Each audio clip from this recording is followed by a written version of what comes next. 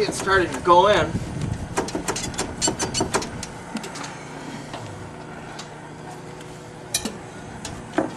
There we go. Now it's going in a little bit more. Now it's going a little bit more. Okay, that's in good. Now let's heat this one up and let that cool. Okay, I like that. Now, take this, a little bit of flux along the seam. I always do that just to ensure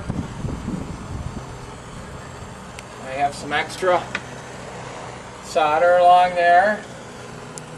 Even though it looks like a nice seal, I've got that. Now we're going to heat this. I want to heat the pipe. I just don't want to heat this so the solder melts. I want the pipe to be hot, so then when I touch the solder on it, it'll melt and just stay where the flux is. See that? See how it stays right where the flux is? That's what I want. Right there, right on the pipe. Now we're going to put a little bit.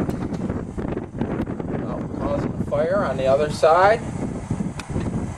There we go. I'll unwind this. There we go. Okay, let's get this hot again. Nice. I can see up there, see how it's melting? I want to make sure it's at the seam. This one looks good. I'm going to heat this up. I want the pipe to be warm. And then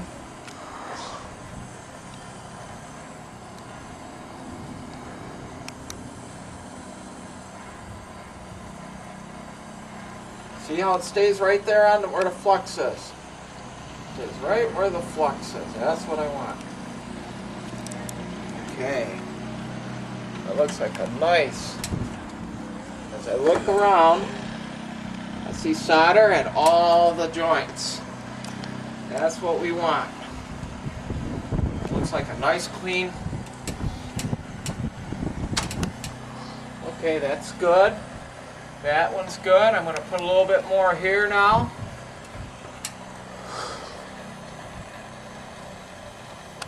There we go. The copper's not warm enough yet. There we go. Now the solder drips. When the copper's warm enough, it'll just stay right on the flux. See that? It drips right on where the flux is. There we go. It stays right on the flux. Right around. Ooh. There we go. Okay. Let's see here. Beautiful. Okay. Okay. I'm going to turn